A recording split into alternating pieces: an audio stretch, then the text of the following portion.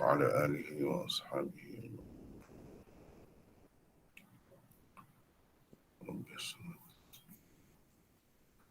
Bab ma ja'a fi tarkil wudu minal qiblah. Kita masih pada bab ni ya, bab ke 63.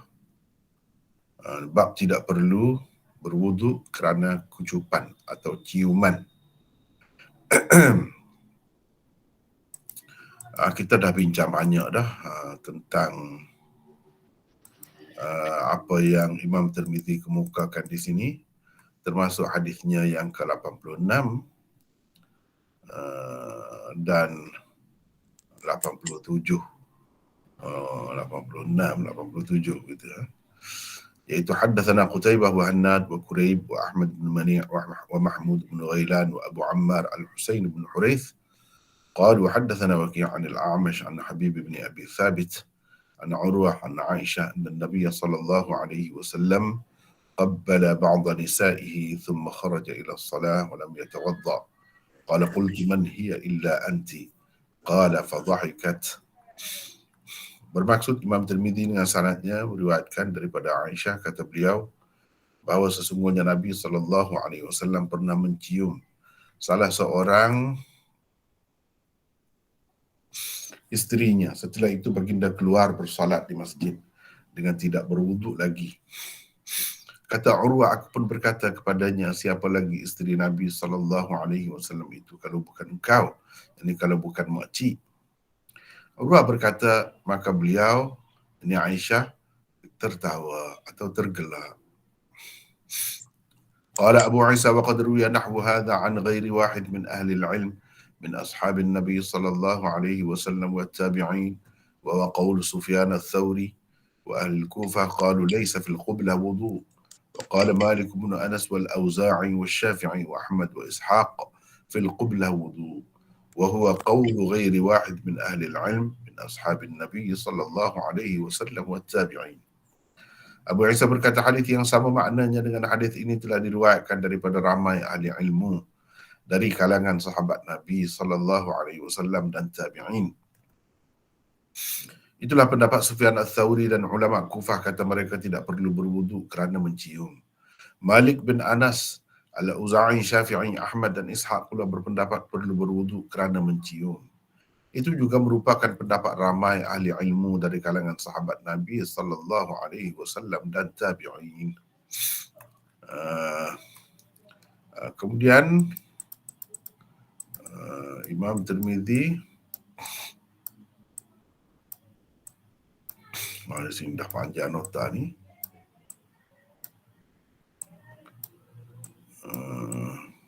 Kita baca dulu teks asal itu Tirmizi, lepas tu baru kita bincang nanti. Sebab ini panjang ni. Lepas tu وإنما ترك أصحابنا حديث عائشة عن النبي صلى الله عليه وسلم في هذا لأنه لا يصح عندهم لحال الإسناد. قال وسمعت أبا بكر العطار البصري يذكر عن علي بن المديني قال ضعف يحيى بن سعيد القطان هذا الحديث جدا وقال هو شبه لا شيء. Sahabat-sahabat kami meninggalkan hadis Aisyah daripada Nabi SAW berhubung dengan perkara ini kerana menurut mereka ia tidak sahih dari sudut sanad. Abu Isa berkata, aku mendengar Abu Bakar Al-Attar Al-Basri meriwayatkan kepada Ali bin Al-Madini, katanya Yahya bin Sa'id Al-Qattan menganggap hadis ini terlalu dhaif dan beliau berkata ia macam tiada langsung. Qala wa sami'tu Muhammad bin Ismail yudha'if hadha al-hadith wa qala Habib bin Abi Thabit wa qala Habib bin Abi Thabit lam yasma' min Urwah. وقد روي عن إبراهيم التيمي عن عائشة أن النبي صلى الله عليه وسلم قبلها ولم يتوضأ وهذا لا يصح أيضا ولا نعرف لإبراهيم التيمي سماعا من عائشة وليس يصح عن النبي صلى الله عليه وسلم في هذا الباب شيء. Beliau Tirmizi juga berkata, aku mendengar Muhammad bin Ismail Al-Bukhari melemahkan hadis ini. Katanya Habib bin Abi Thabit tidak pernah mendengar daripada Urwah Ada diriwayatkan daripada Ibrahim At-Taimi daripada Aisyah, sesungguhnya Nabi SAW telah menciumnya dan baginda tidak berwudu, yakni tidak berwudu lagi. Namun hadis ini juga tidak sahih. Kami tidak mengetahui Ibrahim At-Taimi pernah mendengar daripada Aisyah. Tidak ada satu pun hadis yang sahih daripada Nabi SAW dalam bab ini. Jadi itulah, sampai situ habislah apa ni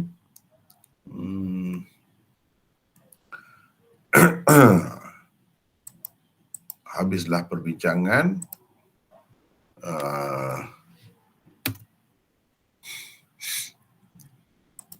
tentang bab ini ya.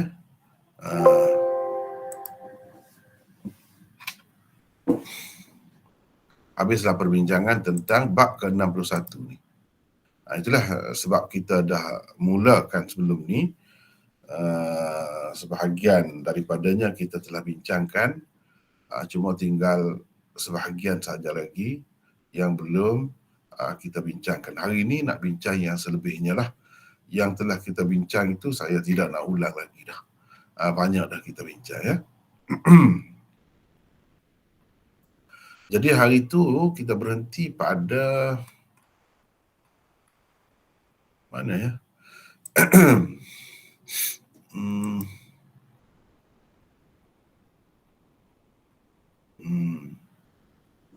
Bantahan tentang hujah kedua. Bantahan mereka terhadap hujah kedua gitu. Sini ya.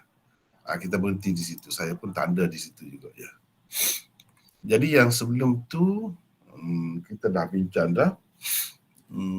Rasanya tak perlu diulang lagi, dan nota pun ada dengan peserta-peserta sekalian. Hari ini kita akan bincangkan bantahan mereka terhadap hujah kedua. Jadi mana hujah keduanya kita tengok di sini. Sebelum ini.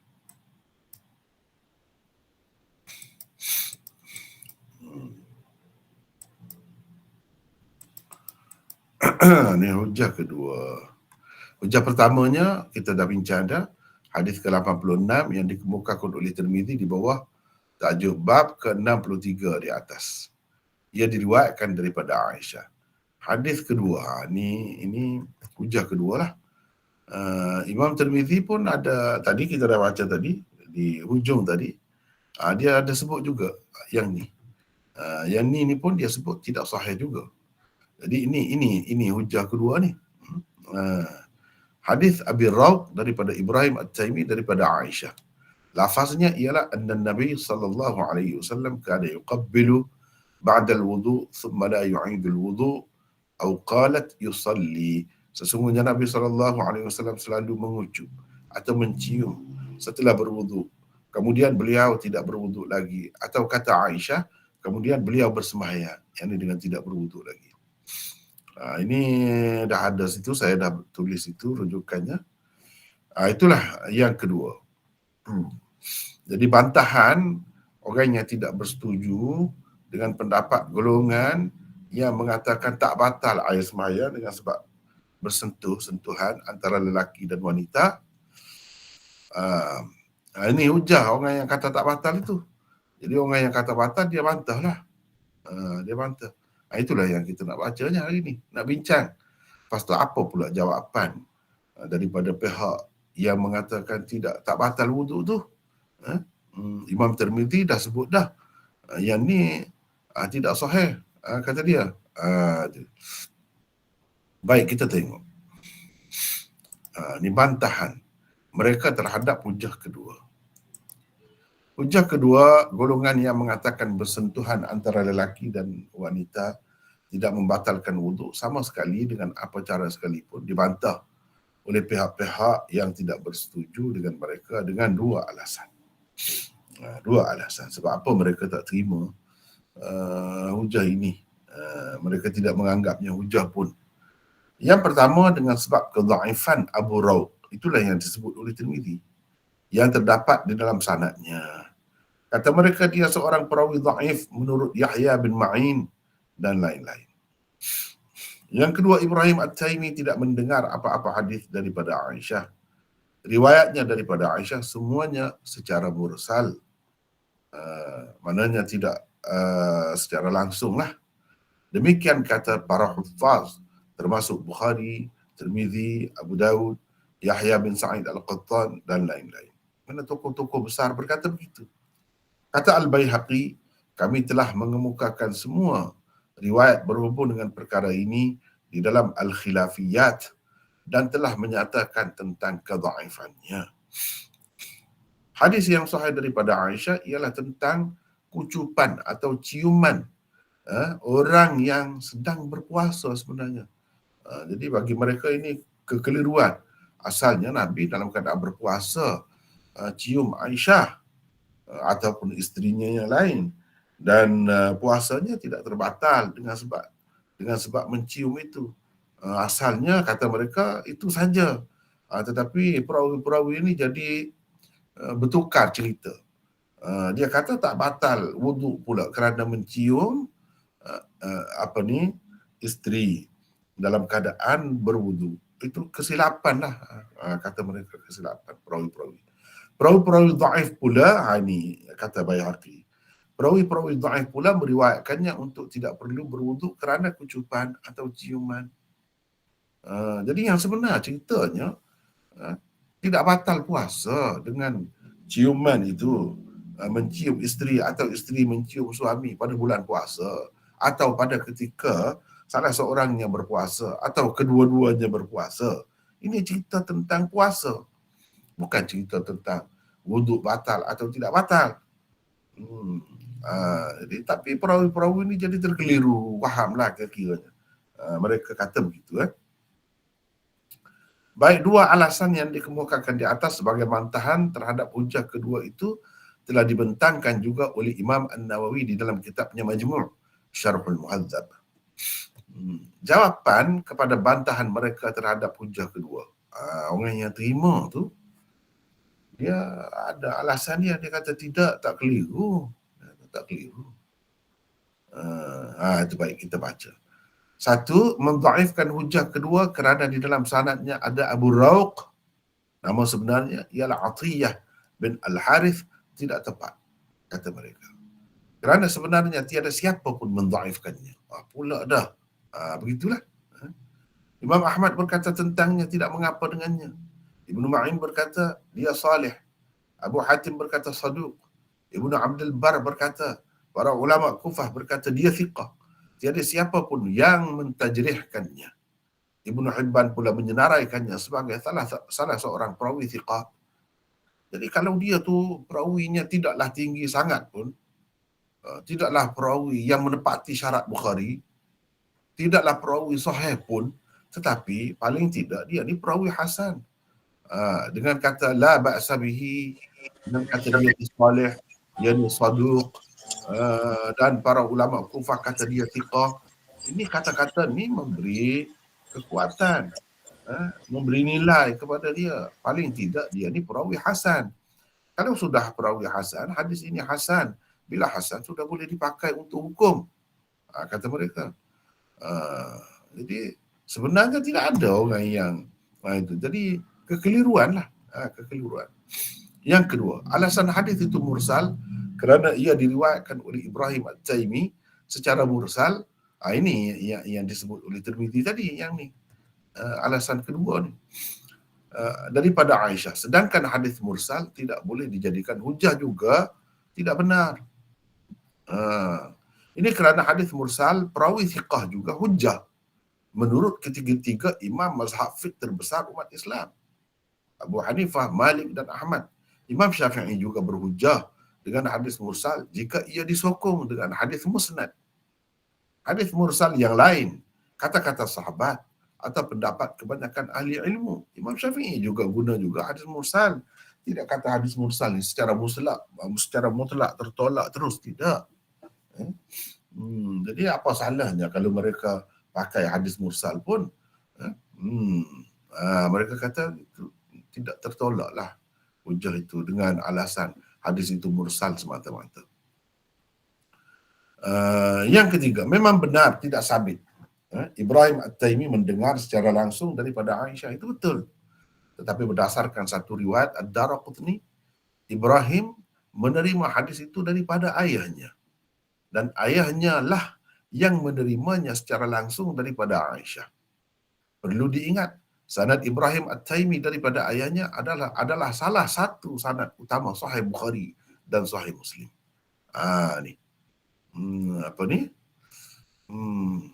Ibrahim At-Taimi ni. Ibrahim At-Taimi ni kalau riwayat dia daripada ayah dia, ini termasuk dalam sanad utama Sahih Bukhari dan Sahih Muslim ni. Sanad riwayat usul ni. Cuma dalam riwayat Tirmizi ni dia tak sebut ayah dia.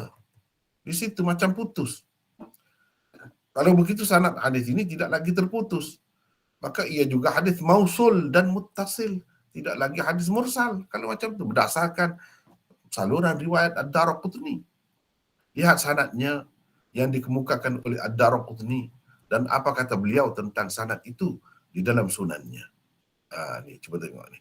Wa qad rawa hadzal hadis Muawiyah bin Hisham 'an Ats-Tsauri 'an Abi Rawq 'an Ibrahim At-Taimi 'an abihi. Ni dia ada sebut 'an abihi. Bukan Ibrahim At-Taimi terus daripada Aisyah. Adapun saluran sanad yang Imam Tirmizi kemukakan itu, riwayat Ibrahim At-Taimi terus daripada Aisyah. Itu sebab dikatakan riwayat itu mursal, tidak bersambung. Bila mursal, terus dikatakan dhaif. Sedangkan tidak semua hadis mursal itu dianggap dhaif oleh para ulama. Macam ni, kenapa mereka pakai juga? Sebab ada saluran riwayat yang lain, umpamanya yang ni, yang dikemukakan oleh Daraqutni. Ini ada sebut pun ayah dia daripada Aisyah. Kalau begitu, fawasala isnadahu. Dengan begitu dia menyambungkan, tidak memutuskan, menyambungkan sanad hadis ini. Bila sanad itu bersambung, tak timbul dalam mursal, tak timbul dalam munqati', putus sanad yang menyebabkan jadi dhaif tu. Itu kata mereka. Itu jawapan mereka lah. Jawapan mereka. Jawapan mereka begitu. Jadi bagi orang yang tak terima tu, dia tengok saluran sanad tertentu yang tidak bersambung tu lah, yang tidak mursal. Bagi orang yang terima, dia kata sebenarnya ada saluran yang bersambung sanadnya. Sebab Ibrahim sebut ayah dia. Dia ambil daripada ayah dia. Baik.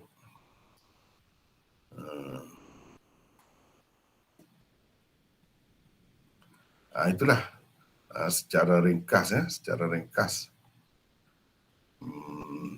di sini. Bantahan mereka terhadap hujah 3, 4 dan 5. Jadi 3, 4 dan 5. Ni kalau kita tengok mana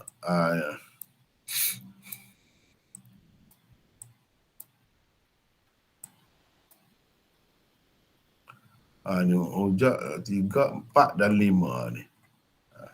Hadis Aisyah ni riwayat Bukhari dan Muslim. Ni kita dah baca dah, nota tu dah ada semua dah. Saya rasa dah tengok semua. Inilah hadis Aisyah ni. Ini maksud hadis 3, 4, 5 tu. Mereka bantah juga.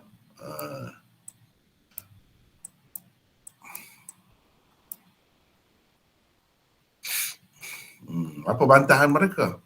Yang ni orang yang kata batal tu lah wuduk tu. Kata mereka walaupun hujah 3, 4 dan 5 itu sahih, namun ia masih belum jelas dan masih ada lagi kemungkinan untuk ditakwilkan. Antara takwilan mereka terhadapnya ialah persentuhan berlaku dengan berlapik. Itu satu. Yang kedua, itu termasuk dalam khususiyah. Khususiyah Nabi SAW itu khusus dengan Nabi, orang lain tidak begitu. Orang lain tidak begitu, kata mereka. Jawapan kepada bantahan mereka terhadap hujah 3, 4 dan 5. Satu, tidak ada satu pun dalil yang terang menunjukkan persentuhan berlaku dengan berlapik. Ada satu. Sebab itu jadi mereka jadi susah hati bila hadis Tirmizi yang Imam Tirmizi kemukakan ini. Hadis 86 ni. Sebab cium tu takkan berapik lagi. Tapi mereka kata itu dhaif. Jadi yang ni sebagai contohnya tidak tersebut di dalam mana-mana hadis ketika tangan Aisyah menyentuh perut tapak kaki Nabi SAW yang sedang sujud dalam solatnya itu, bahawa baginda ketika itu memakai stocking. Saya tak ada sebut dalam mana-mana riwayat. Atau Nabi SAW terlebih dahulu meletakkan kain di atas seluruh tubuh Aisyah, kemudian baru baginda menyentuhnya. Tak ada juga satu pun riwayat yang sebut itu. Jadi kalau kata sentuh, terutamanya dalam gelap begitu kan, ketika bersolat itu, ada kemungkinan terkena di tempat yang terdedah, bahagian tubuh yang terdedah. Jadi itu bermakna kalau betul-betul batal, tentu Nabi SAW berjaga-jaga, berhati-hati. Tak ada pula dalam mana-mana riwayat sebut yang menyebutkan Nabi SAW berhati-hati dengannya.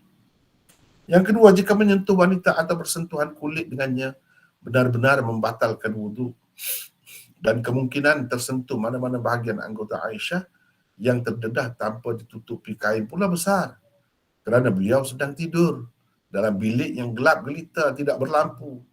Maka tentu sekali Nabi SAW akan berhati-hati dengannya. Ini mudah saja Nabi sentuh. Kalau tersentuh di tempat yang terdedah, sebanyak mana dah semayang itu, kalau kita kata lama mana dah semayang tu, batal. Ini tak kena caranya tu. Nabi SAW tak akan buat begitu. Sepatutnya baginda tidak bersembahyang dengan Aisyah yang sedang tidur. Daripada awal lagi, Nabi SAW telah mengambil langkah. Sepatutnya yang tidak mendedahkan kepada terbatal wudunya kerana tersentuh dengan Aisyah yang sedang tidur tu, sepatutnya begitu. Atau Aisyah disuruhnya tidur di tempat lain. Dan lain-lain langkah yang boleh menyelamatkan wudunya daripada terbatal dengan sebab persentuhan itu. Tetapi Nabi tak ambil mana-mana langkah pun. Dia terus bersembahyang dengan mudah. Ini menunjukkan memang tak batal. Sentuh tu memang ada. Kalau nak kata berlapik, mana ada satu pun hadis yang sebut berlapik tu.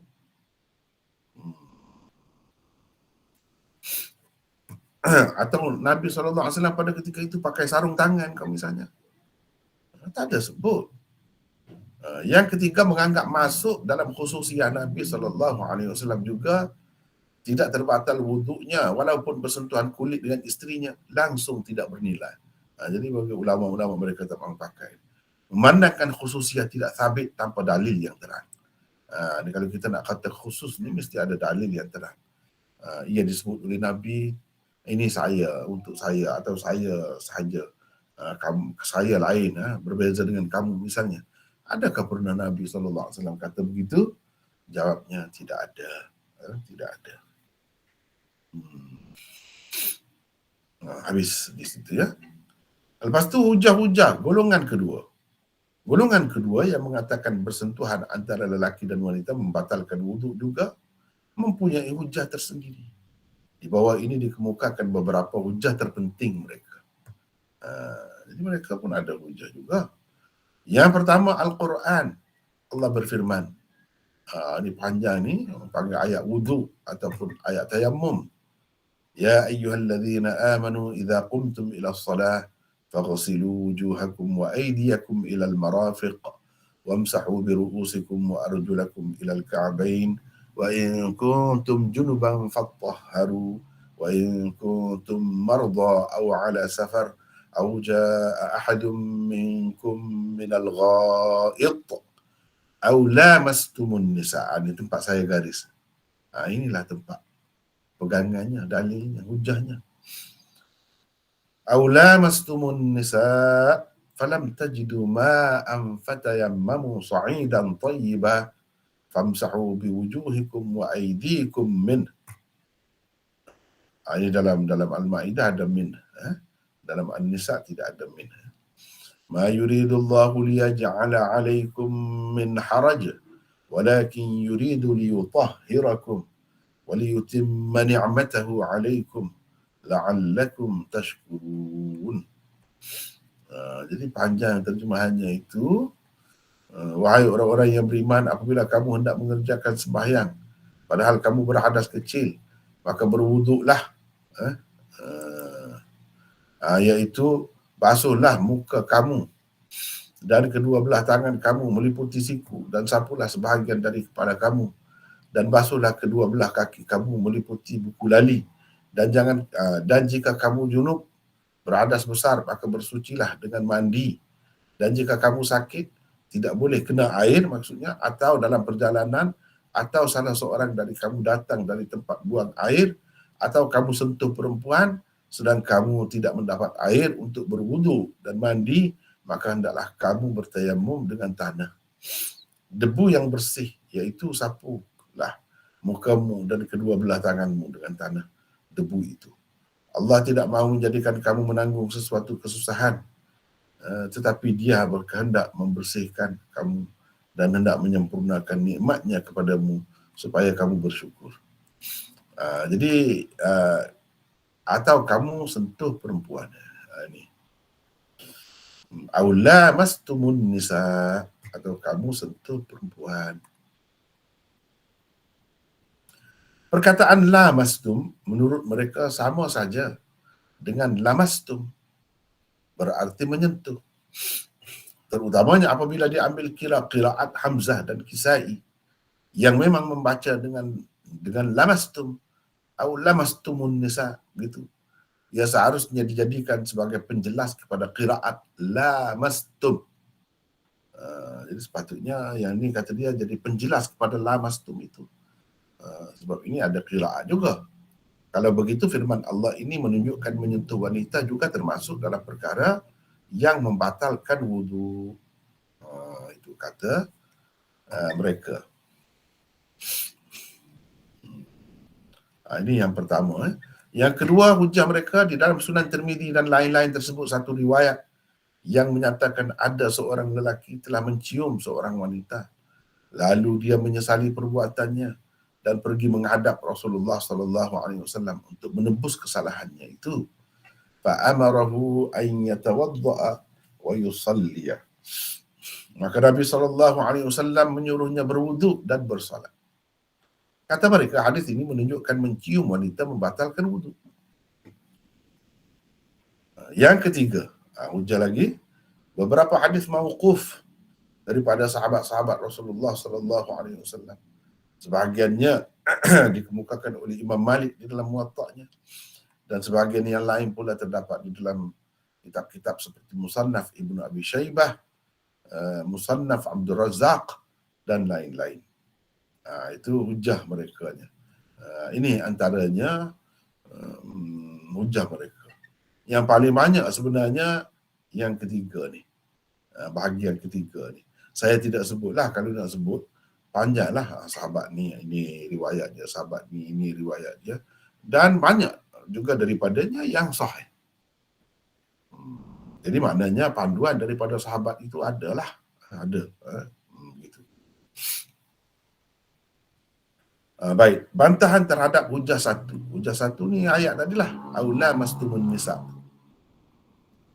Satu, kalau kita nak mengambil qiraat, maka lebih ramai qari membaca dengan lamastum, bukan lamastum. Makna kedua-duanya tidak sama. Dari segi bahasanya. Lamastum berarti menyentuh dari satu pihak sahaja.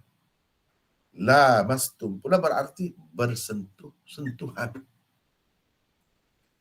Kerana ia adalah bina musyarakah. Orang yang belajar ilmu saraf dia tahulah. Bina musyarakah mana perbuatan itu sama-sama dilakukan oleh kedua pihak. Begitu. Bersentuh-sentuhan memberi makna yang berbeza. Ia menunjuk, kalau kita kata menyentuh, nak mentafsirkan bersentuh-sentuhan itu tak sama, lain. Bersentuh-sentuhan lain. Ia menunjukkan perbuatan menyentuh berlaku dari kedua belah pihak. Penggunaan perkataan ini merupakan kinayah, ini bahasa kiasan kepada persetubuhan dalam Quran.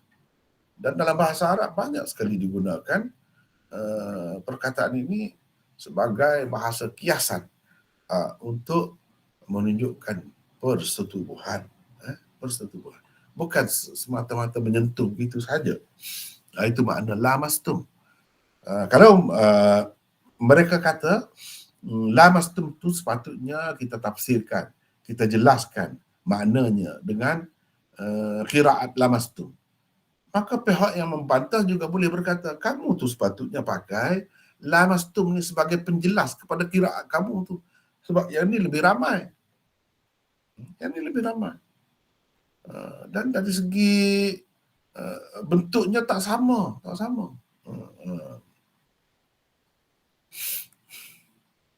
Yang kedua, Asy-Syaukani dalam Nailul Awtar.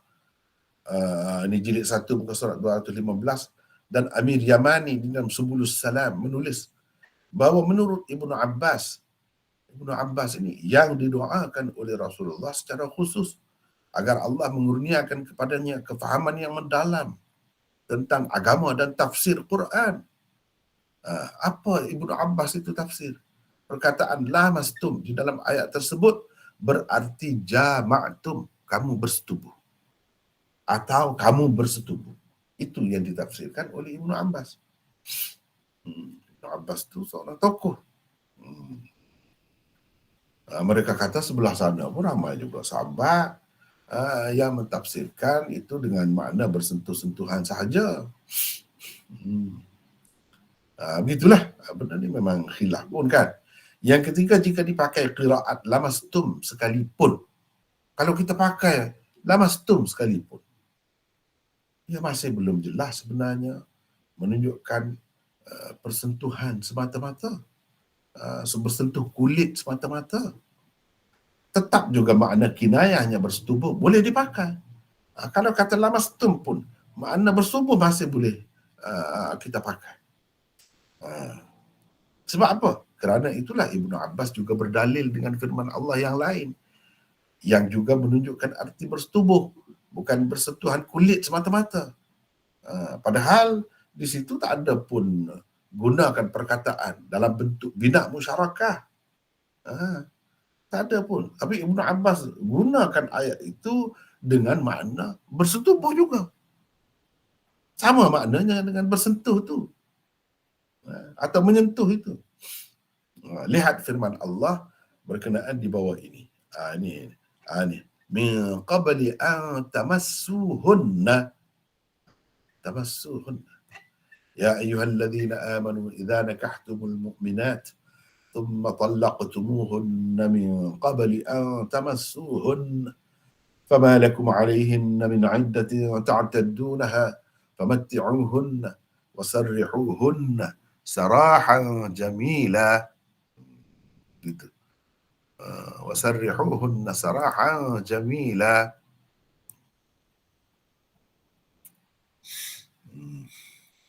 Wahai orang-orang yang beriman, apabila kamu berkahwin dengan perempuan-perempuan yang beriman, kemudian kamu ceraikan mereka sebelum kamu menyentuhnya.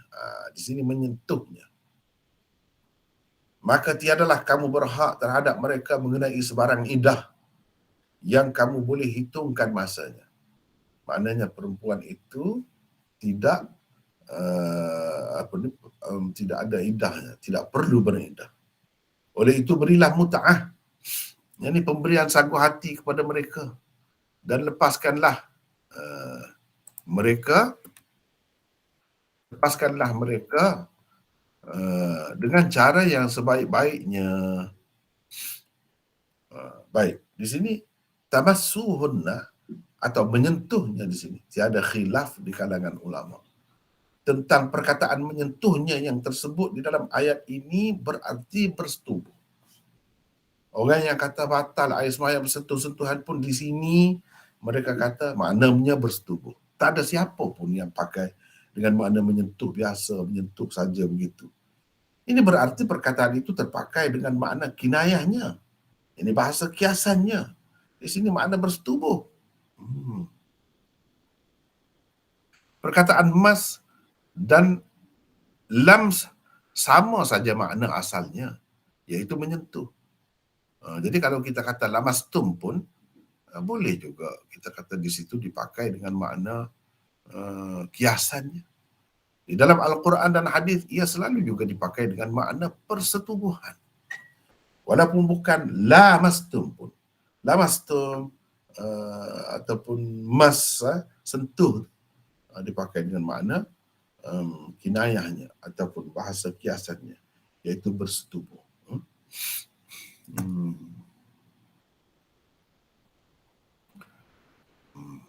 Begitu. Baik, sekarang ni saya nak minta sesiapa baca lah pula ya. Siapa nak baca silakan. Nombor 4 ini. Ini bantahan ini yang keempat. Silakan siapa nak baca. Saya minta orang lain baca lah pula. Kalau saya baca tu satu hala saja. Silakan siapa nak baca.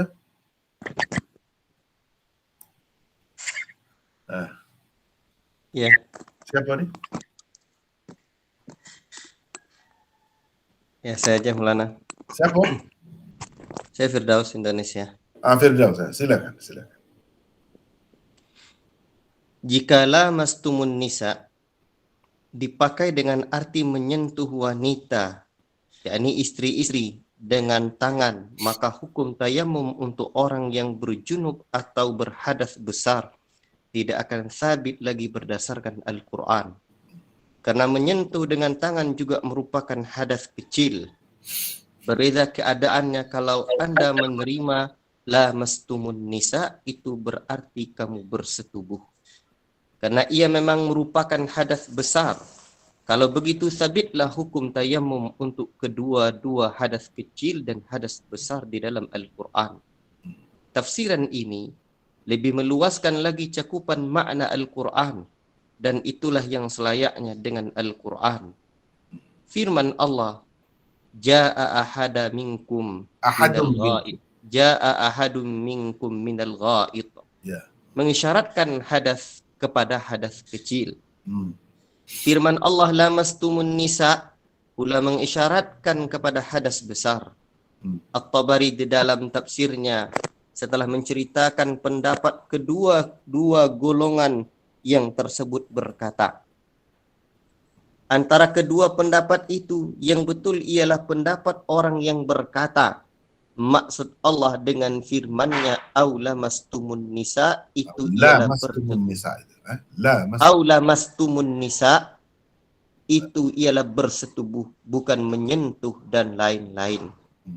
Karena sahihnya hadis yang diriwayatkan daripada Rasulullah sallallahu alaihi wasallam bahwa baginda mencium salah seorang istrinya kemudian bersembahyang tanpa berwuduk, yakni pula sekejap Firdaus, saya nak bincang sedikit di sini.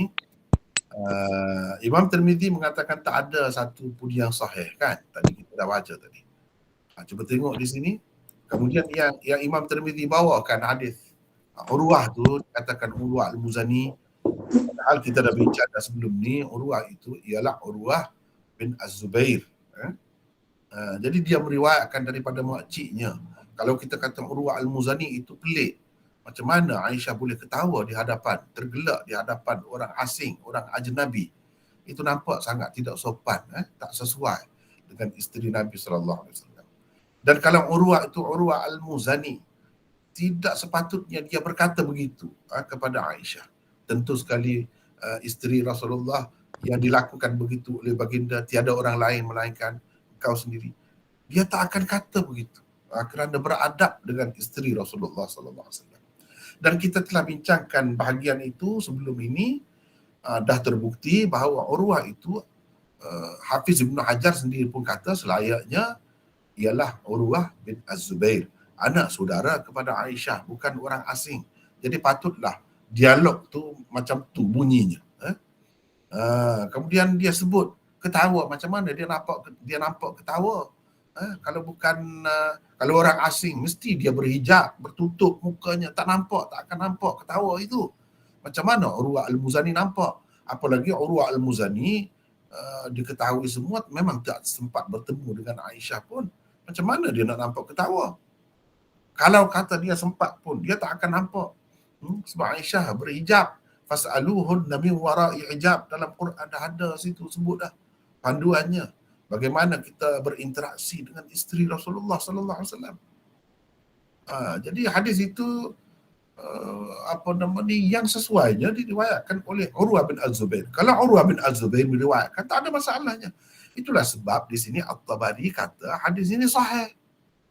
Kerana sahihnya hadis yang diriwayatkan daripada Rasulullah bahawa baginda mencium.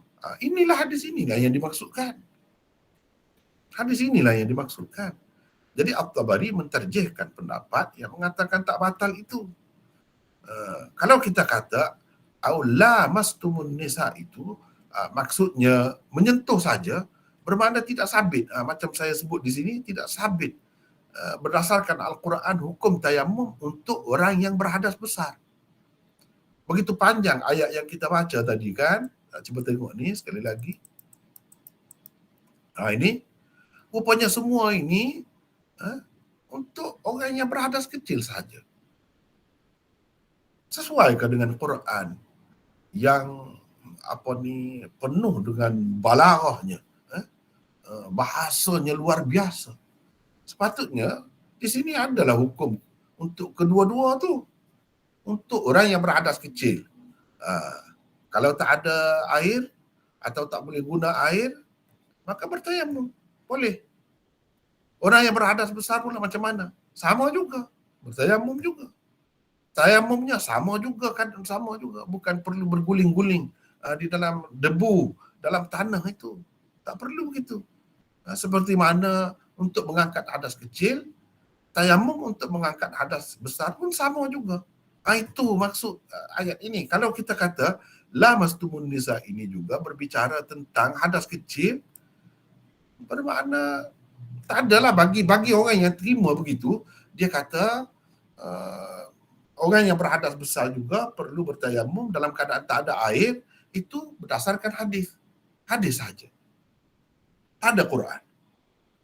Sedangkan itu agak tidak begitu sesuai lah dengan Quran. Al-Quran itu kan hebat, mukjizat daripada Allah SWT. Sepatutnya masuk juga hukum orang yang berhadas besar di sini.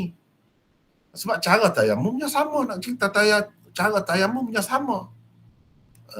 Dia tidak boleh berwudu untuk mengangkat hadasnya. Wa in kuntum junuban fattahharu. Fattahharu menunjukkan mandi di sini. Bukan biasa, bukan mengambil wudu. Jadi dalam ayat ni cerita kedua-duanya sekali. Bagaimana hukum orang yang melakukan hadas kecil, bila terbatal wudunya, dia kena ambil wudu. Kalau ada air. Kalau tak ada air, bertayamum. Begitu juga hukum orang yang berhadas besar. Contohnya orang yang berjunub. Jadi dia kena mandi, bukan berwudu, dia kena mandi. Fattahharu. Fattahharu. Fattahharu tu sighah mubalaghah. Bersuci itu agak banyaklah, menyeluruh. Yang mana dalam hadis disebutkan mandi junub tu. Dan jika tidak dapat mandi junub atau tidak ada air, maka macam mana nak buatnya? Nak mengangkat hadas besar itu untuk bersembahyang dan lain-lain. Jawabnya ayat ini menjawab, iaitu tayamum. Tayamumnya macam mana? Berbezakah dengan untuk mengangkat hadas kecil? Jawabnya tidak ada bezanya. Cuba tengok. Keluasan kalau kita mengambil pendapat ini. Mengambil pendapat ini betapa luas maknanya. Tapi kalau kita tengok ya, saya nak tunjuklah sekejap ya. Saya nak tunjuk sebagai contoh di dalam tafsir-tafsir yang tersebar ataupun terjemahan-terjemahan Al-Quran yang tersebar di kalangan kita,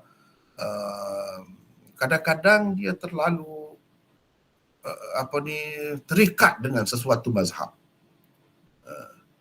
Terikat dengan sesuatu mazhab. Ya boleh untuk menterjemahkan begitu juga, tapi terlalu terikat pun tidak sepatutnya. Sebab Al-Quran itu bukan khusus untuk satu mazhab sahaja. Orang-orang yang bermazhab lain pun pakai Quran itu juga. Jadi kalau saya terjemah ni berbeza sedikit. Mungkin saudara-saudara yang hadir pada hari ini, saudara-saudara dan saudari-saudari sekalian yang hadir pada hari ini tak perasan itu. Mari sekarang ni saya nak tunjuk. Saya nak tunjuk dalam tafsir, pimpinan Ar-Rahman dan lain-lain lagi, macam mana dia terjemah, ya? Macam mana dia terjemah. Baik, kalau kita tengok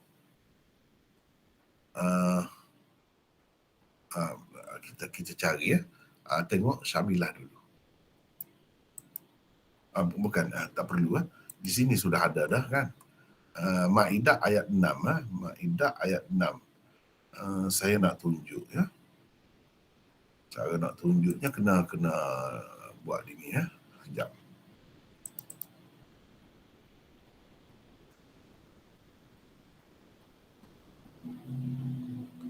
Sekejap. Sini, ya.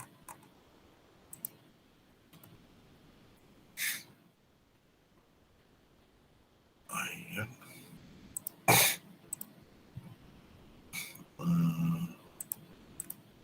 Sekejap, ya.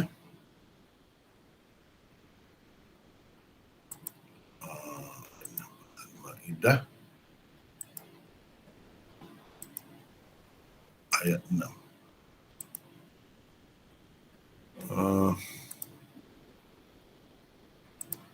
Kita menggunakan kelebihan yang ada menggunakan komputer ni. Cuba tengok di sini. Saya nak masuk ni. Ini ayatnya. Ini terjemahan pimpinan Ar-Rahman. Di atas. Dan di bawah ni terjemahan Indonesia. Saya rasa Departemen Agama Indonesia. Cuba kita tengok, ya. Wahai orang-orang yang beriman. Terjemahan ni. Apabila kamu hendak mengerjakan sembahyang, padahal kamu berhadas kecil, maka berwuduklah, iaitu basuhlah muka kamu dan kedua belah tangan kamu meliputi siku, dan sapulah sebahagian.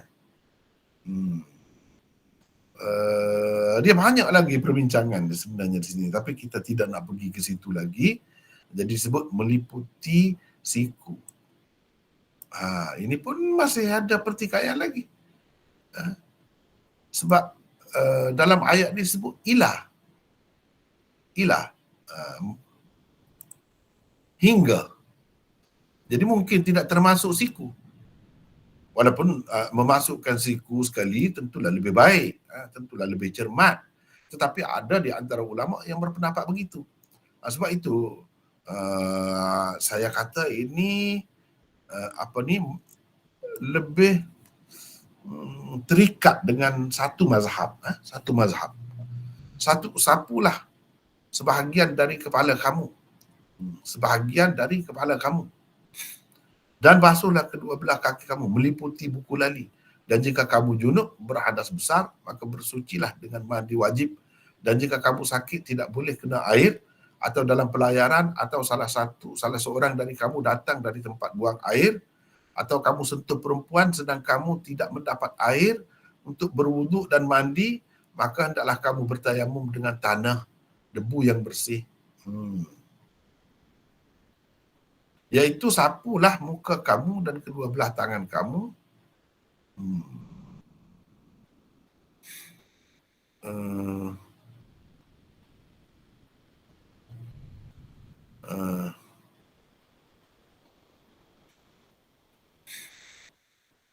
Atau kamu sentuh perempuan sedang kamu tidak mendapat air untuk berwuduk dan mandi, maka hendaklah kamu bertayamum dengan tanah. Tetapi di sini kamu sentuh perempuan. Kalau sentuh perempuan satu pihak, maknanya ini berkenaan dengan hadas kecil. Hadas kecil. Jadi mandi ini di mana datang daripada hadis ini? Berwuduk atau untuk mandi? Tak ada. Ganti mandi itu. Sebab semua ni menceritakan tentang hadas kecil.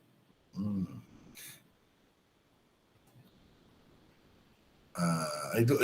Kalau kita tengok di sini, dan sapulah kepalamu, basuhlah kakimu, dan atau menyentuh perempuan, lalu kamu tidak memperoleh air, maka bertayamumlah dengan tanah. Sama juga, menyentuh perempuan. Padahal kalau dalam bahasa Melayu di sini kalau jamaah, la masa itu dengan makna jamaah, menyetubuhi. Itu pun bahasa kiasan. Bahasa kiasan. Baik, kita pergi ke sini. Kemudian, sebenarnya ada banyak lagi perkara yang perlu dibincangkan di sini. Sentuh perempuan. Dalam ayat ini disebutkan sentuh perempuan.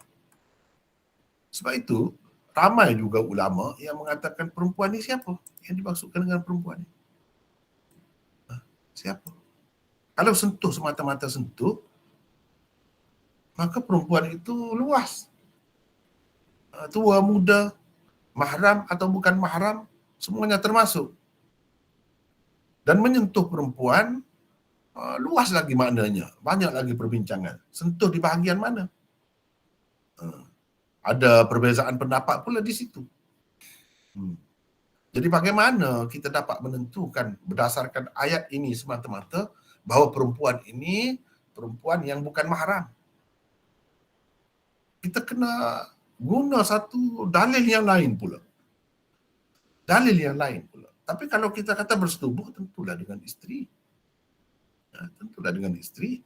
Tak ada dah perempuan lain yang dibenarkan. Tapi kalau sentuh, boleh saja dengan sesiapa pun. Di mana-mana pun boleh berlaku. Dan bagaimana kita menentukan bahawa an-nisa di sini maksudnya yang bukan mahram. Yang mahram itu kita kecualikan. Kita perlukan dalil yang lain pula. Perlukan dalil yang lain pula. Semata-mata dengan Quran ini tak dapat. Itu ya. Baik. Sebab itu di situ pun masih ada khilaf sebenarnya kalau nak dibincangkan dengan panjang lebar. Misalnya saya nak kemukakan satu contoh di sini. Umpamanya saya bagi ini kitab ni Ma'arifus Sunan. Kita ambil ini salah satulah kitab Syarah Tirmizi. Cuba tengok di sini. Babul tarkil wudu' minal qublah. Cuba tengok dalam syarah ni. Madhhabu Malik wa Syafi'i wa Ahmad naqdul wudu' bimassil mar'ah. Pendapat mereka ini batal wudu' dengan sebab menyentuh perempuan. Thumma Syafi'i yakhussuhu hinan bikauniha ghairal maharim wa hinan yutliquhu. Kemudian Syafi'i kadang-kadang ada ketikanya dia mengkhususkan menyentuh yang membatalkan wuduk itu dengan bukan mahram. Dan ada ketikanya beliau menyebutkan secara umum, tak kira perempuan mana. Sebab itu ada pendapat Syafi'i beberapa dalam masalah ini. Bukan satu saja. Kadang-kadang dia mensyaratkan tanpa berlaku min ghairi ha'il. Tanpa batal itu kalau tidak berlapis. Kadang-kadang dia tidak mensyaratkan itu. Kadang-kadang mensyaratkan ladzah. Ada nafsu kita kata, syahwat ketika menyentuh baru batal.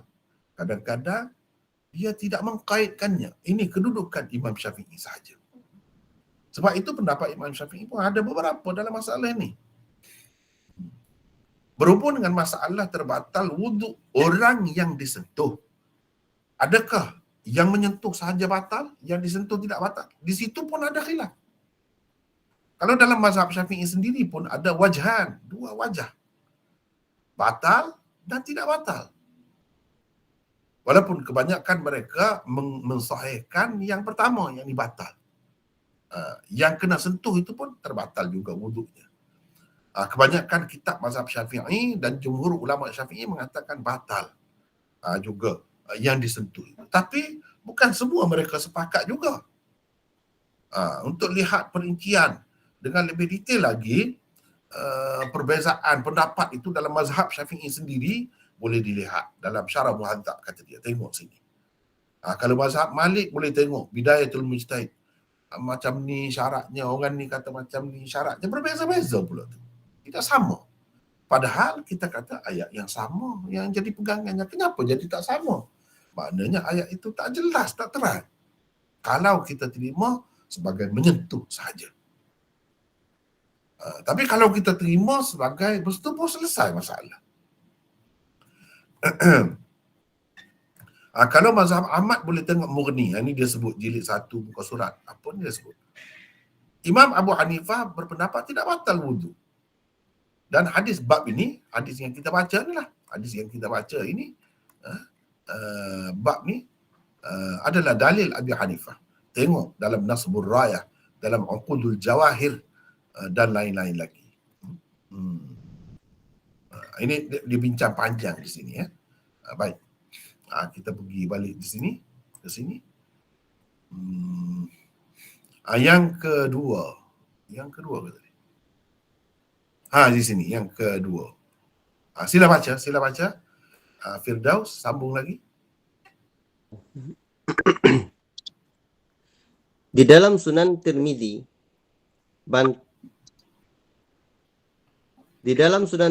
dan lain-lain tersebut satu riwayat yang menyatakan ada seorang lelaki telah mencium seorang wanita. Lalu dia menyesali perbuatannya dan pergi menghadap Rasulullah untuk menebus kesalahannya itu. Fa'amarahu ayyatawadda'a wa yusalli. Maka Nabi SAW menyuruhnya berwuduk dan bersolat. Kata mereka, hadis ini menunjukkan mencium wanita membatalkan wuduk. Ini dalil yang kedua. Orang yang kata batal wuduk. Seterusnya.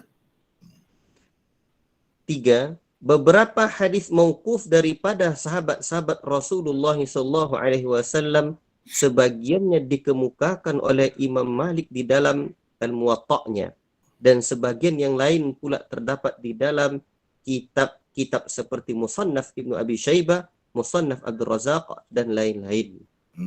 Baik. Bantahan terhadap hujah satu mereka. Ini kita dah bincang tadi ya? Dah. Sudah.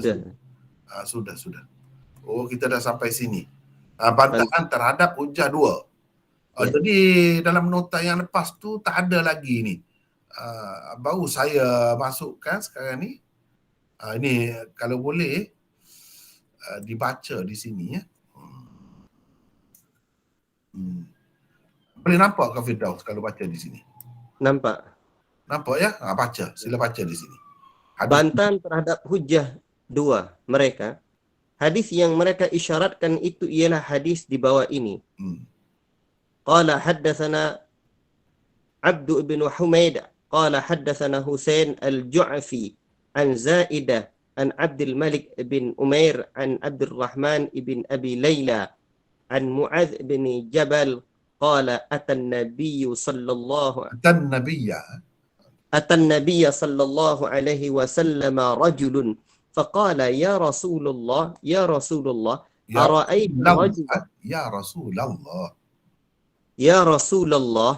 ara'aita rajulan laqiya imra'atan wa laysa bainahuma ma'rifatun falaysa ya'ti ar-rajulu shay'an ila imra'atihi illa qad atahu wa ilayha illa annahu lam yujami'ha qala fa anzalallahu aqimis salata tarafay an-nahar wa zulfan minal layli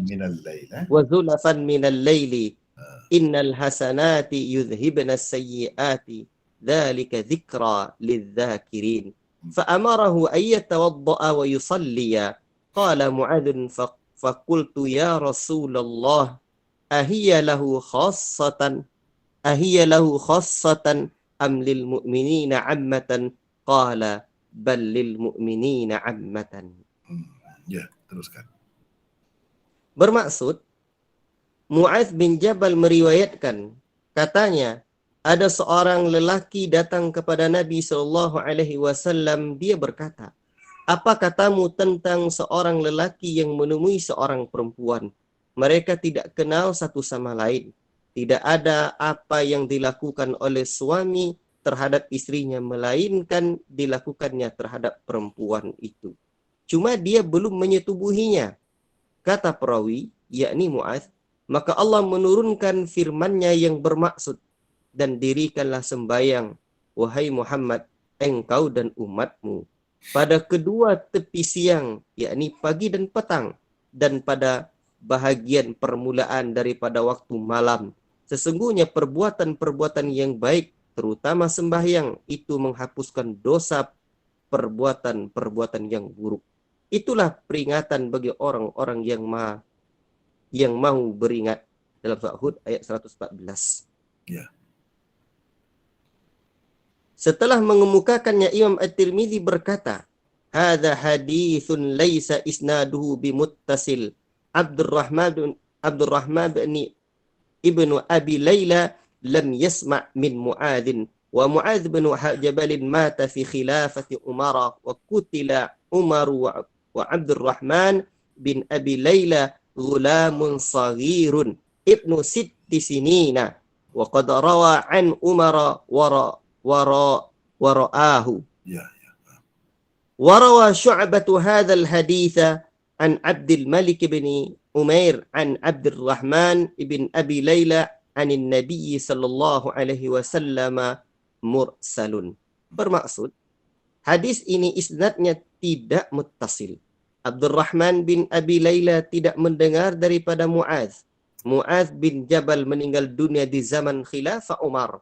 Umar terbunuh ketika Abdurrahman bin Abi Layla masih budak kecil berumur 6 tahun.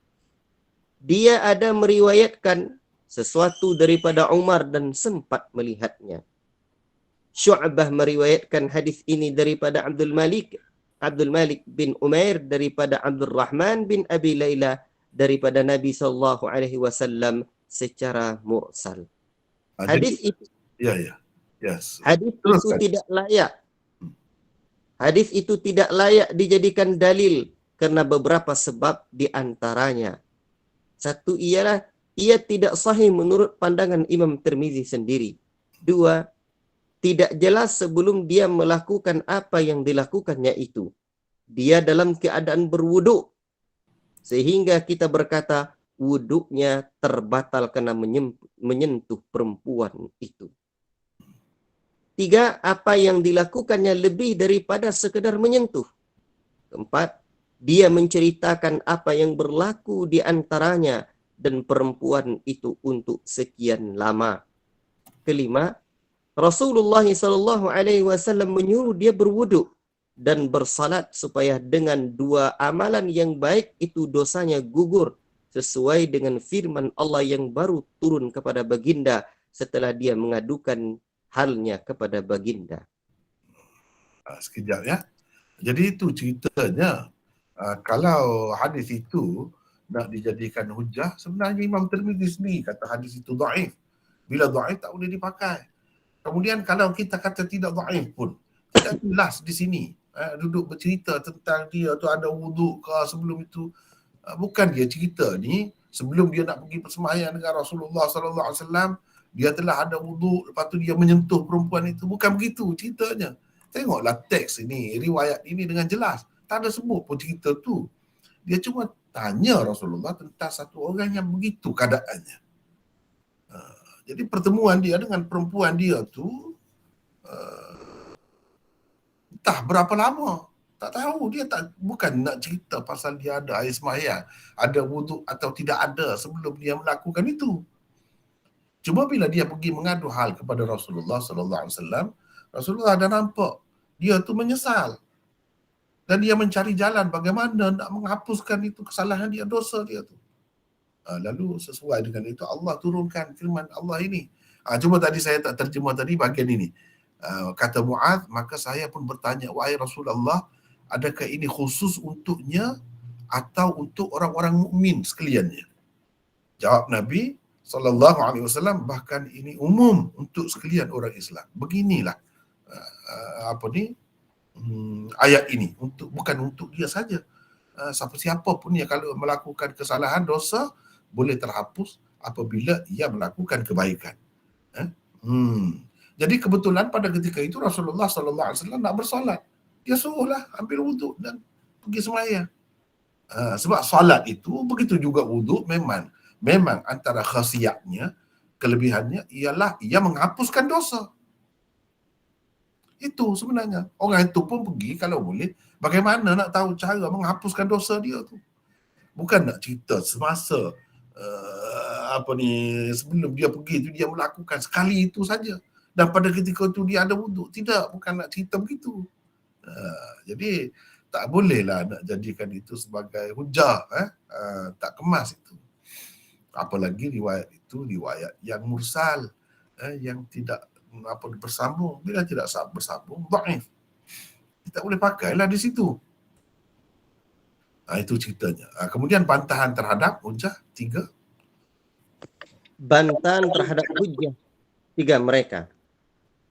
Hadis-hadis mauquf daripada sahabat-sahabat Rasulullah SAW memanglah banyak dan memang sahih.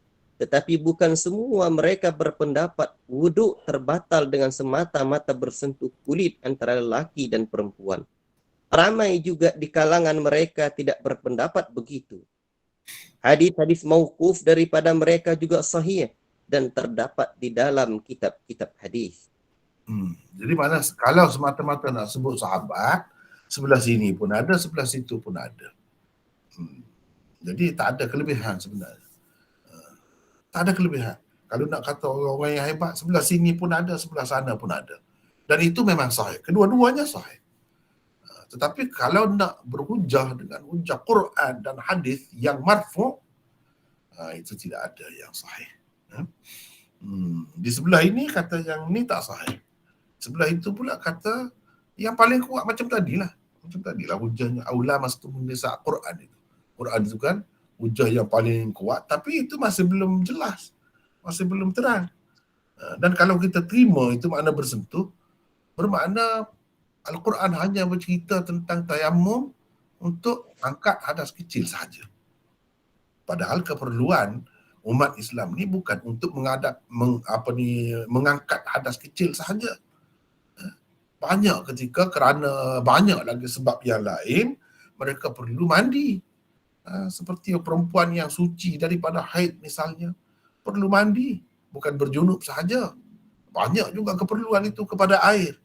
Jadi dalam keadaan tak ada air nak tayamum macam mana? Kalau ikut cara tafsiran Ibnu Abbas dan orang-orang yang berpendapat la mastum itu maknanya bersetubuh, selesai masalah.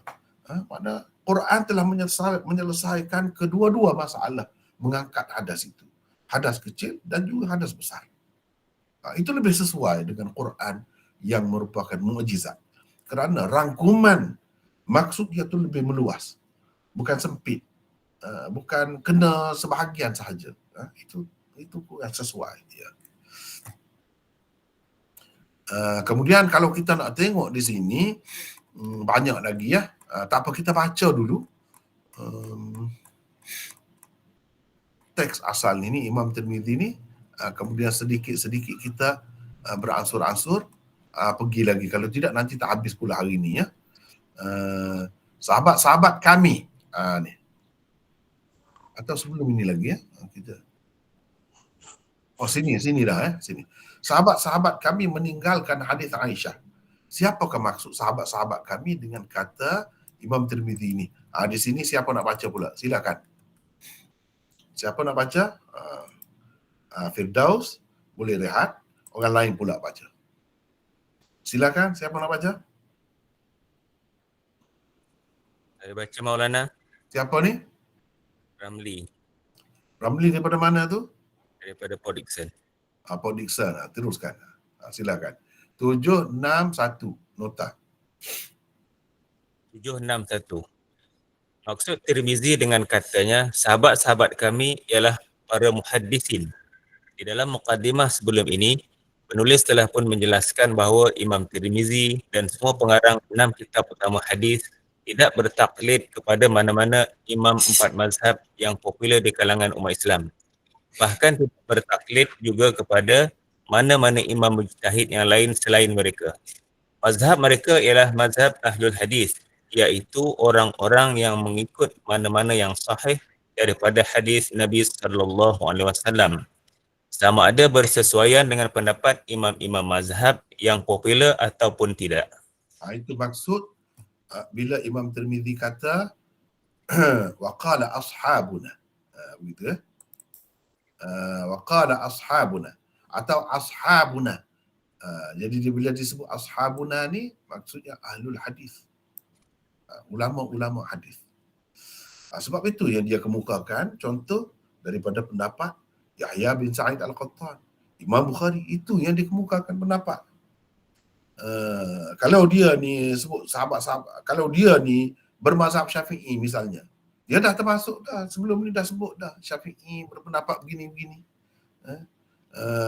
Malik berpendapat begini-begini, itu lain, itu berasingan. Ini pendapat golongan lain pula yang nak disebutkan oleh Tirmizi. Maknanya kebanyakan ulama-ulama hadis, muhaddisin atau ahlul hadis, dia tak mahu pakai hadis Aisyah ini kerana menurut mereka ia tidak sahih. Sebab mereka kalau sahih akan pakai. Kalau tidak sahih, mereka tak pakailah. Pada pandangan mereka, ia tidak sahih. Dari sudut sanad. Dari sudut sanad, ia tidak sahih. Dia tak pakai. Jadi menurut mereka, baik, di sini ada 762. Maksudnya ialah sebahagian daripada mereka, bukan semua ahlul hadis pun. Macam tadi Abu Ja'far At-Tabari itu pun ahlul hadis juga. Dan ramai lagi yang lain. Maksudnya sebahagian daripada mereka, bukan semua mereka. Kerana ramai juga di kalangan tokoh-tokoh hadis mempercayai hadis Aisyah itu sebagai hadis sahih. Itu telah kita sebutkan sebelum ini. Umpamanya sebagai contoh, saya nak kemukakan di sini ya. Sekejap.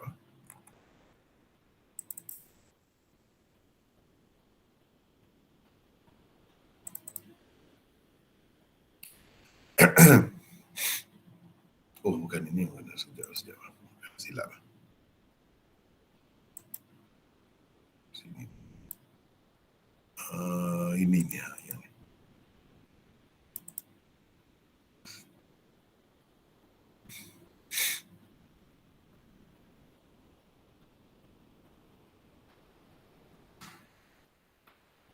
Oh, ini ya.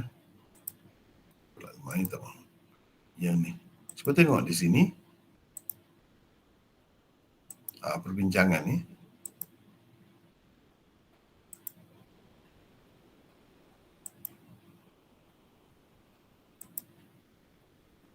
Ini perbincangan tentang hadis ini, dia ada beberapa sudut dibincangkan.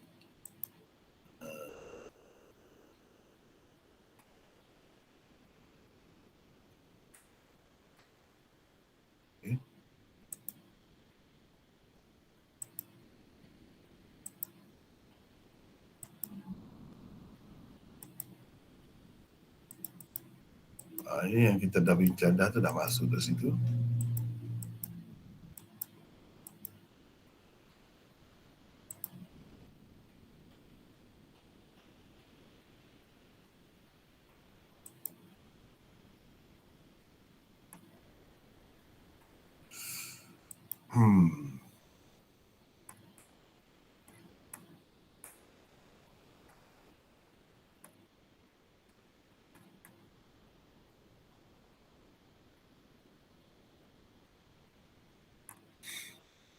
Di sini disebutkan wala yasihhu alaysa yasihhu 'anil nabi sallallahu alaihi wasallam fi hadzal bab syai'un, tidak ada satu pun yang sahih. Di sini pengarangnya sebut berapa banyak lagi yang sahih. Berapa banyak lagi yang sahih. Sekejap. Oh, bukan tu.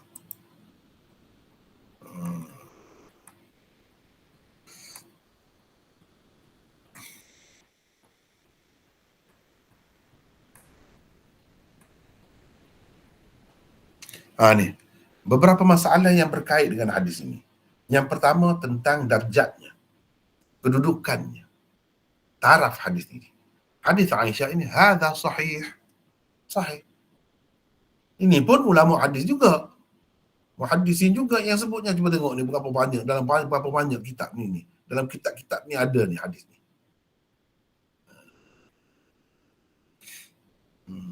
Kemudian disebut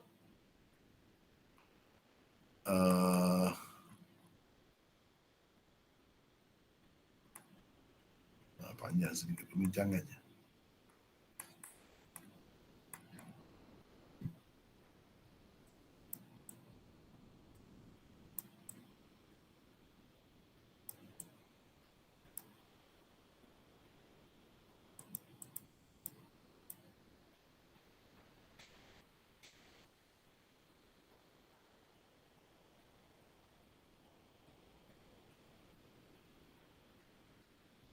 Dia berapa banyak dia bawa pula hadis-hadis ni.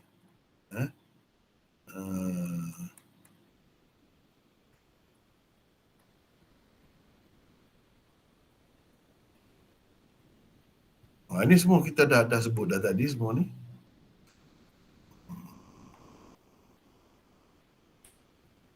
Kita dah bincang dah tadi.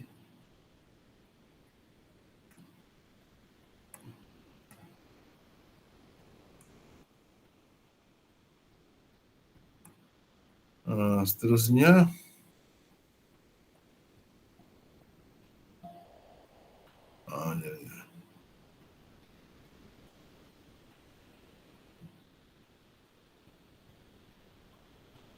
sekejap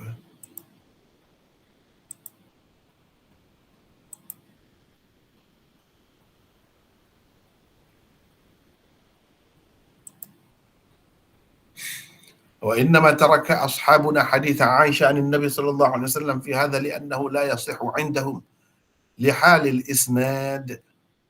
Lepas tu dia bicara. Ini kita duduk di sini sekarang ni. Sebabnya ashab kita, yakni al-muhaddithin.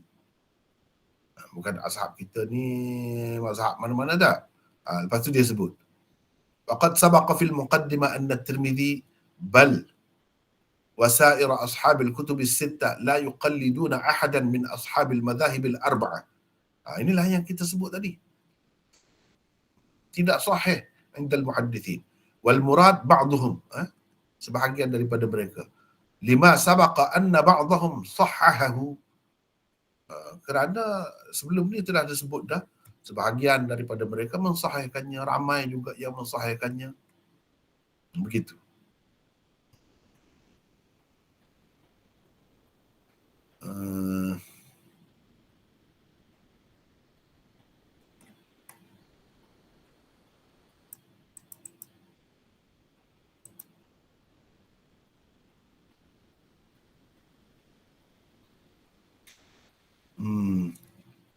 Kemudian ni pengarang ni kata, demikianlah kata musannif, tetapi yang nyatanya ialah hadithul bab.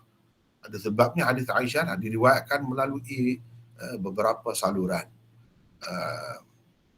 Kalaupun sebahagian daripadanya itu dipertikaikan, tetapi daripada keseluruhan gabungan beberapa riwayat itu ia menjadi kuat.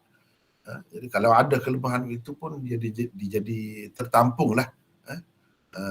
Sebab ada lagi syawahid-syawahidnya yang lain. Antaranya ini dikemukakan di sini panjang lagi lah. Jadi kesimpulannya hadithul bab ini qawi, kuat. Boleh dijadikan dalil sebagaimana yang dibincangkan sebelum ini. Itu yang tersebut di dalam Ithaf At-Talib Al-Ahwazi. Ithaf At-Talib Al-Ahwazi. Kemudian ni aku mendengar Abu Bakar Al-Attar Al-Basri. Dia ni siapa? Iaitu Ahmad bin Muhammad bin Ibrahim Al-Ubulli. Beliau adalah seorang perawi saduq. Riwayat hadisnya tidak ada satu pun diambil oleh Tirmidzi untuk kitab sunannya ini. Cuma Imam Tirmidzi mengambil riwayat dia daripada Ali bin Al-Madini. Katanya Yahya bin Sa'id Al-Qattan menganggap hadis ini terlalu dhaif. Ya, pada pandangan dia, dan beliau berkata ia macam tiada langsung. Yahya bin Sa'id Al-Qattan pun seorang yang hebat, seorang besar, bukan main-main. Dia kata tidak dengar daripada Urwah. Habib bin Abi Thabit tidak dengar daripada Urwah.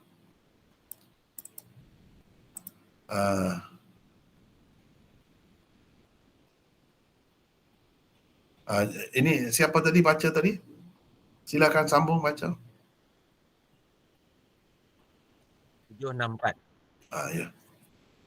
Kesimpulan daripada apa yang disebut oleh Imam Tirmizi ini ialah beliau berpendapat hadis Aisyah yang dikemukakannya di bawah bab ini dhaif. Beliau lebih bersetuju dengan pandangan Yahya bin Sa'id Al-Qattan dan Imam Bukhari dalam bab ini. Alasan mereka ialah tidak sabit Habib bin Abi Sabit mendengar apa-apa daripada Urwah. Perbincangan secara terperinci telah pun penulis kemukakan sebelum ini. Rujuklah sekali lagi perbincangan itu. Kemudian apa ni? Ada diriwayatkan daripada Ibrahim At-Taimi. Ini Imam Tirmizi sebut tadi.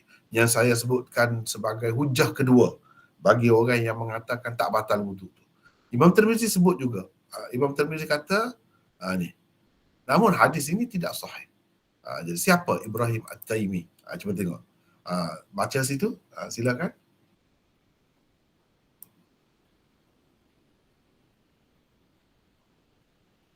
Uh, 765, beliau ialah Ibrahim bin Yazid bin Sharik At-Taimi Abu Asma Al-Kufi, salah seorang perawi thiqah dari tabaqah ketiga yang kuat beribadat, tetapi beliau selalu meriwayatkan secara mursal dan sering juga melakukan tadlis. Hadisnya daripada Aisyah, Hafsah dan ramai lagi sahabat yang lain adalah mursal. Ibrahim At-Taimi adalah perawi hampir semua kitab hadis. Hadis di dalam Sunan Tirmizi ini hanya 6 sahaja. Beliau meninggal dunia pada tahun 92 Hijrah. Teruskan. Ni yang di bawah ni. Hadis Ibrahim At-Taimi ni yang sebenarnya yang Imam Abu Daud sebut tadi secara isyarat itu macam mana dalam apa ni Imam Tirmizi kata tak bersambung sanad itu, macam mana dalam riwayat yang lain yang saya sebutkan tadi. Cuba tengok sini. Baca sini. 766 hadis Ibrahim At-Taimi yang dikemukakan secara ta'liq oleh Tirmizi di sini dibentangkan oleh Abu Daud di dalam sunannya secara mausul. Lihat hadis berkenaan di bawah ini.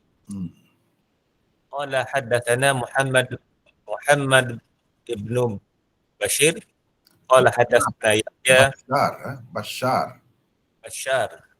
Qala haddatsana Yahya wa Abdurrahman qala haddatsana Sufyan an Abi Rawq an Ibrahim At-Taimi an Aisyah anna Nabiy sallallahu alaihi wasallam qabbalaha wa lam yatawadda.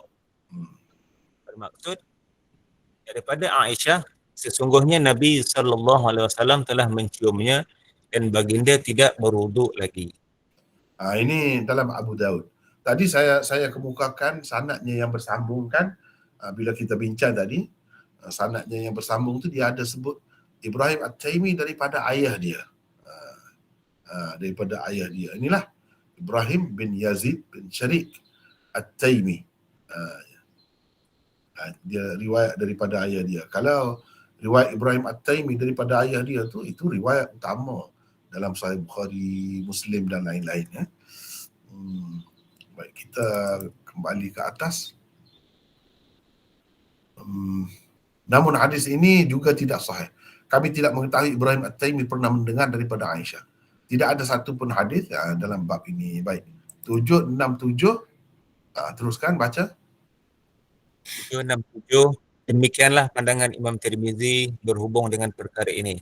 Walaupun begitu, beliau mengemukakan juga hadis ke-86 sebagai meraihkan pendapat ulama-ulama hadis dan fiqh yang lain yang menganggapnya sahih atau hasan.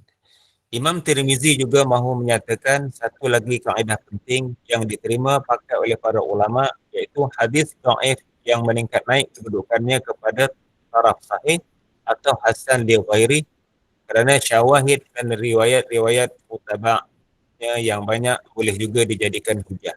Itu. Mungkin kita bertanya ya. Dah kalau tidak sahih, dia sendiri yang cerita begini-gini, tidak sahih. Kenapa dia kemukakan? Ini bab hukum. Dan kalau bab hukum hadis dhaif macam mana nak pakai? Kenapa dia tidak buat amali yang sahih? Jawabnya di sebelah sana pun tak ada juga yang sahih. Di sebelah yang mengatakan, kalau hadis marfu' lah. Sebab Imam Tirmizi dia lebih menekankan hadis marfu'.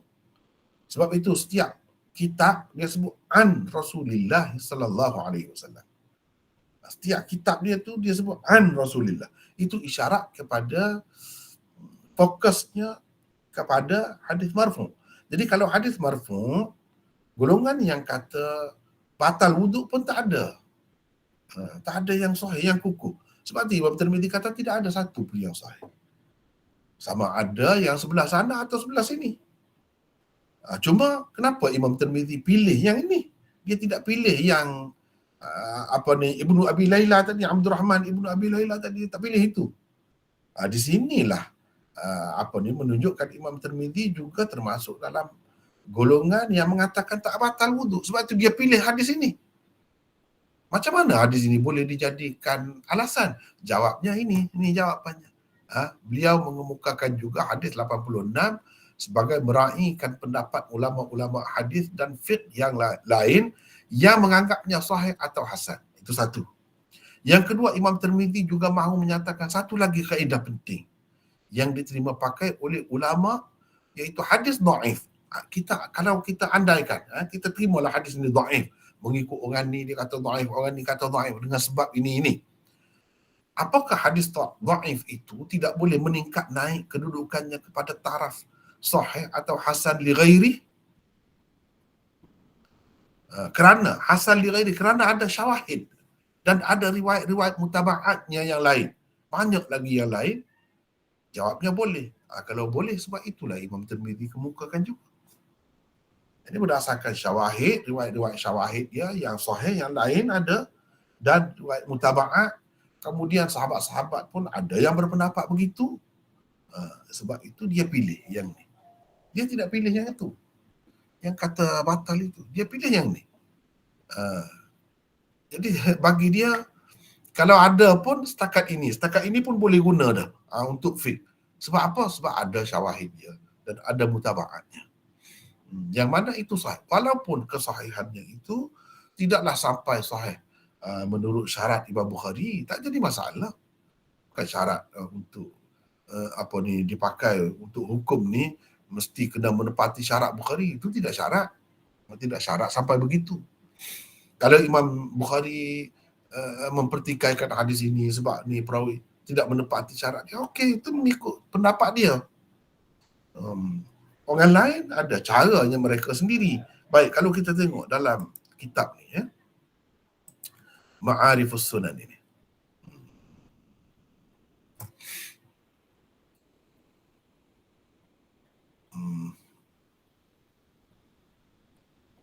Okey, tak apa.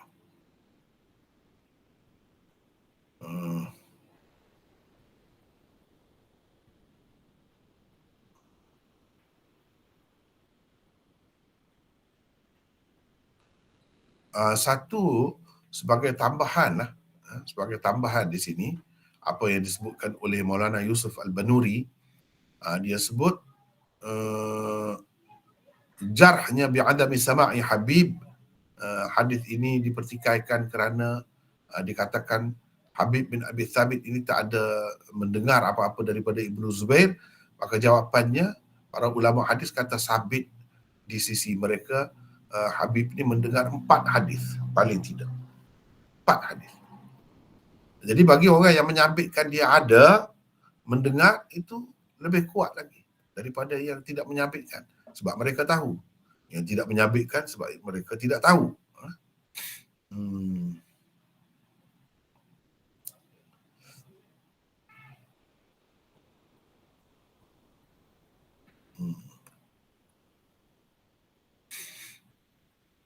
Kemudian dia sebut, waqad mala Abu Umar Ibnu Abdul Bar ila tashih hadis al-bab. Mana tanpa mengambil kira syawahid dia ke ataupun mutaba'at, hadis ni sendiri mengikut Abu Umar Ibnu Abdul Bar, seorang tokoh dalam mazhab Malik, dia kata sahih hadis ni. Zaila'i dalam Nasbur Rayah juga kata, ulama-ulama Kufah sahahahu, mengatakan sahih hadis ini. Dan mereka bahas seperti yang kita telah bahas dah sebelum ni lah. Kemudian ini satu perkara yang disebut di sini, hadis ini juga diriwayatkan melalui saluran Ma'bad bin Nubatah. Imam Syafi'i kata, kalau hadis Ma'bad bin Nubatah ini sabit, Ma'bad bin Nubatah ni tentang qublah, mencium isteri ni sabit, lam arafiha wala fil lamsi wudu'an. Saya berpendapat tidak kena wuduk, tidak batal wuduk dengan sebab menyentuh wanita. Itulah yang disebutkan oleh Hafiz Ibn Hajar dalam At-Talkhisul Habir. Dia sebut daripada Syafi'i begitu juga. Dan beliau mengisyaratkan kepada hadis ini.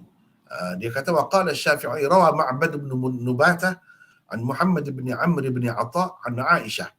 Mana ini riwayat mutaba'at ini, riwayat mutaba'at daripada Nabi sallallahu alaihi wasallam annahu kana yuqabbilu wa la yatawadda. Nabi sallallahu alaihi wasallam mencium dan tidak berwudu. Alasan Imam Syafi'i tak terima hadis itu hanya ini sahaja. Kalau di sini lepaslah Imam Syafi'i pun. Wa qala la a'rifu hala Ma'bad fa in kana thiqatan fal hujjah fi ma rawa 'an Nabi sallallahu alaihi wasallam. Oleh kerana saya tak kenal, tak tahu keadaan Ma'bad ini. Apakah dia seorang yang thiqah atau tidak? Kalau dia dapat dipastikan seorang perawi thiqah, maka hujjah ada pada apa yang diriwayatkannya daripada Nabi sallallahu alaihi wasallam. Ini menunjukkan Syafi'i tidak yakin sebenarnya dengan apa yang dipegangnya. Wallahu a'lam. Sebab dia di sini, dia terlekat di sini. Jadi yang betulnya kata dia sama Habib daripada Ibnu Zubair, la majala li inkari, tak boleh dinafikan.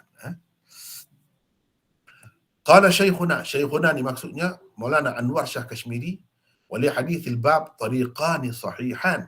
Dia kata hadithul bab ini ada dua saluran yang sahih, saluran yang lain. Qala Ar-Raqim, ini maksudnya pengarang sendiri, boleh jadi maksudnya ialah apa yang tersebut dalam Ibnu Majah. Ini yang disebutkan, yang dikatakan sahih itu. Haddatsana Abu Bakar bin Abi Syaibah qala haddatsana Muhammad bin Fudail an Hajjaj an Amr bin Shu'aib an Zainab As-Sahmiyah an Aisyah qala Az-Zailai wa hadha isnadun jayyid. Isnad jayyid kalau tidak sampai ke peringkat sahih pun paling tidak ia hasan. Yang kedua ialah yang diriwayatkan oleh An-Nasa'i daripada saluran Abdurrahman bin Al-Qasim daripada Al-Qasim daripada Aisyah. Ini juga riwayat mutaba'at yang lain yang sahih. Kata Zailai, ini adalah isnad menepati syarat sahih. Dan dia kata di sana ada satu lagi saluran riwayat yang kuat, iaitu yang diriwayatkan oleh Al-Bazzar dalam musnadnya. Ini dikemukakan di sini daripada Atha daripada Aisyah, akhrajahu Zailai wal Mardini. Abdul Haq berkata la a'lamu lahu illatan tujibu tarkahu. Abdul Haq Al-Ishbili kata saya tak tahu, saya tak nampak ada illat yang memestikan kita meninggalkan hadis ini. Ibnu Hajar juga dalam Ad-Dirayah mengatakan rijalnya thiqat. Tengok keterangannya yang terperinci dalam Nasbur Rayah dan dalam Al-Jawharun Naqi. Dan Ahkamul Quran Al-Jassas. Paling tidak riwayat ini adalah hasan li dzatihi. Jadi dengan sebab itulah mereka pakai. Itulah perbahasannya, sedikit sebanyak perbahasan yang masih berbaki lagi pada hari ini untuk hadis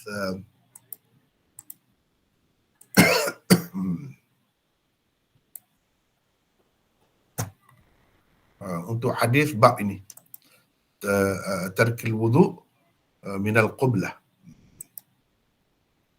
iaitu bab ke 63 ni. Perbincangan tentang hadis di bawahnya, iaitu hadis yang ke-86. Itulah perbincangannya. Mudah-mudahan ia berguna kepada kita semua. Dan sedikit sebanyak kita dah tahu dah khilaf para ulama tentangnya. Ikutlah kita nak berpendapat macam mana nak sokong yang mana, tak jadi masalah. Cumanya kita kena menghormati satu sama lain lah. Kalau kita tidak sependapat dengan pendapat orang lain, tak jadi masalah. Tapi kita kena hormati pendapat mereka. Kerana mereka juga ada alasan. Mereka juga telah berijtihad. mereka juga telah berijtihad. Dan imam-imam besar pun ada, di sebelah sana pun ada, di sebelah sini pun ada. Terpulanglah kepada masing-masing, bagi saya terpulang kepada masing-masing untuk memilih yang mana daripada yang diperselisihkan itu. Sama ada batal atau tidak batal. Terpulang kepada masing-masing. Sekadarnya dan insya-Allah kalau nota ini lengkap nanti cukup untuk 1 jilid, saya bercadang mencetaknya. Dan pada ketika itu akan saya semak lagi dan akan perkemaskan lagi. Akan masukkan lagi di mana-mana bahagian yang saya rasakan kurang dan tidak begitu lengkap, akan dilengkapkan. Pada ketika itu akan lebih menarik lagi kandungannya. Walaupun begitu, saya rasa setakat ini pun dah banyak dah perbincangan itu. Jadi saya sudahi perbincangan kita hari ini dengan ucapan Assalamualaikum warahmatullahi wabarakatuh. Waalaikumsalam warahmatullahi wabarakatuh. Lepas tu kita akan Assalamualaikum warahmatullahi wabarakatuh.